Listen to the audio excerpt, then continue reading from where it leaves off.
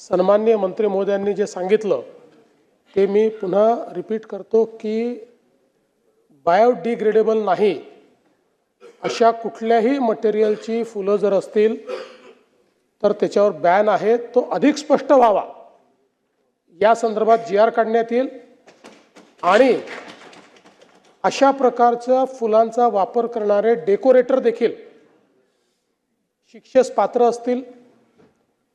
या संदर्भात जे मोठे मोठे मॅरेज हॉल्स आहेत त्यांनी जर अशा प्रकारचं डेकोरेशन अलाउ केलं तर त्यांच्यावरही काय कारवाई करायची या संदर्भातही GR मध्ये आपण घालू, जेणेकरून अशा पद्धतीनं हे जे काही कृत्रिम फुलांचं एक पेव फुटलेला आहे आणि खरं आहे म्हणजे अनेक वेळा तर ओळखताच येत नाहीत, इतके बेमालूमपणे ही बनवत आहेत आणि त्यातनं पर्यावरणाचे नुकसान होत आहे आणि शेतकऱ्यांचे नुकसान होत आहे।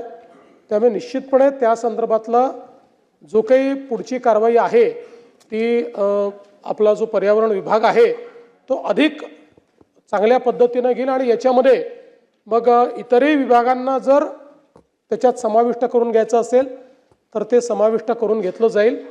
दुसरं आपण फुलांच्या मार्केटच्या संदर्भात सांगितलं, मी आजच माहिती घेतो, मला वाटत नाही की अशा प्रकारे कुठलं मार्केट वगैरे बंद केलं असेल, पण एखाद वेळेस सध्या अतिक्रमणाची कारवाई चाललेली आहे त्याच्यामध्ये जर काही डिस्प्लेस झाले असतील तर आपण त्यांना जागा देऊ।